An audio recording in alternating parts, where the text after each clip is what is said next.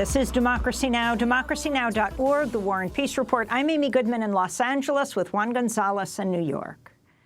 We continue to look at the video that has gone viral showing a group of Catholic high school students apparently mocking an indigenous tribal leader near the Lincoln Memorial. The students, many of whom were wearing Make America Great Again hats, had just attended the March for Life. Omaha elder Nathan Phillips was attending the Indigenous Peoples March.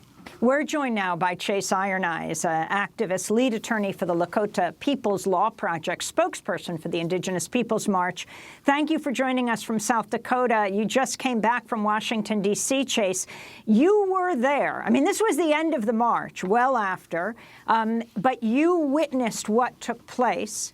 Now the world has seen the video.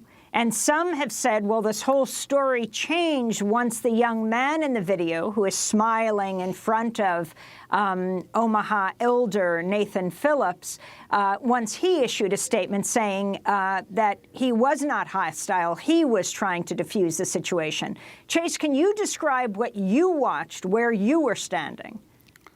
Yes. Thank you for covering this again. And thank you for Nathan for offering his song today and on Friday, right after the Indigenous Peoples March, the first inaugural. I'm not quite sure what time it was when the whole incident went down, because we had finished our march early, and we had a permit to be there at the Lincoln Memorial.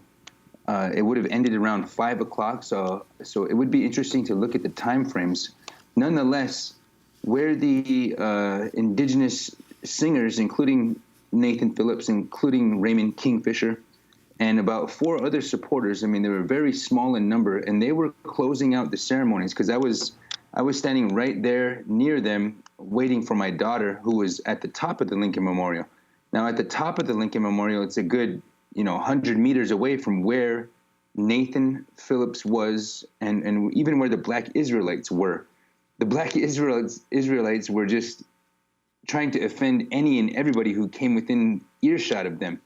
And so we expelled them or denied them from our space at the Indigenous Peoples March. They were trying to speak, but we said, no, just go over here, and as long as you're not trying to exert violence or come into our space anymore, we'll leave you alone. So that's what we did.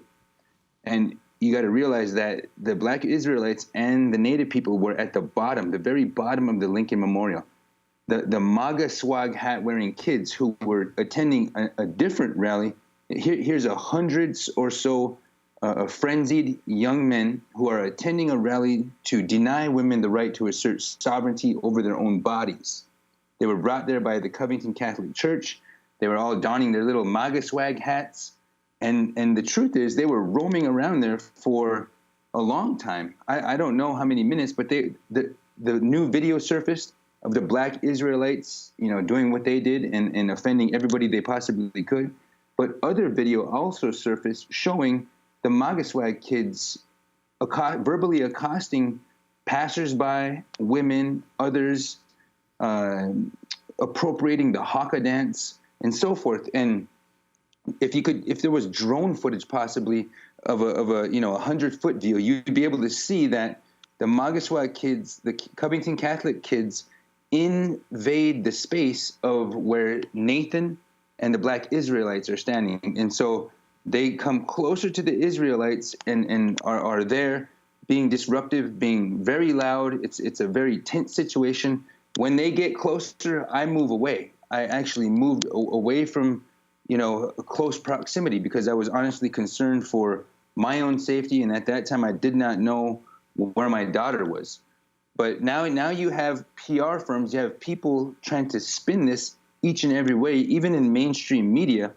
And people are looking past the fact that there was a racially charged environment.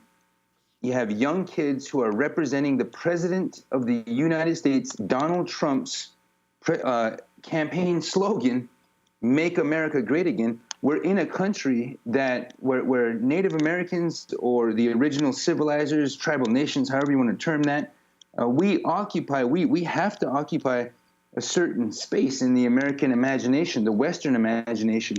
We are according to that mythology, that worldview, we are the savage, we are the primitive, we are uncivilized, we are antithetical to progress. And so if you combine that with the mascotry, with the caricaturization that exists with not only institutions including Hollywood and all the educational materials that are out there that tell us, Indians were half naked roaming the plains, they weren't civilized, this land was pristine, it was virgin, it was manifest destiny, it was our God-given right to come out here. Indians kind of showed up at Thanksgiving and blessed us with the first meal. This is the history that we learn. This is part of our identity, part of our mythology. Our cultural mythology as Americans contemplates the genocide of American Indians, the slavery of black folks. And so we're in the nation's capital. You have a president who constantly uses Pocahontas as a racial slur and also a denigration against the epidemic of missing and murdered Indigenous women, because Pocahontas was a victim of child rape and kidnapping. And then you have the president making light and being flippantly dehumanizing and offensive about our genocide here in Lakota country. My family literally survived Wounded Knee.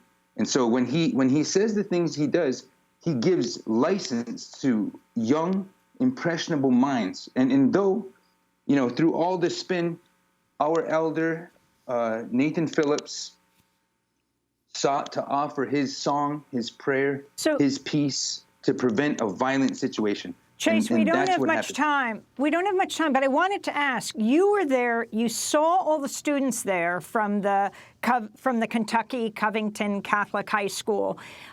Did you see adults? Were you concerned the situation was going to get out of hand?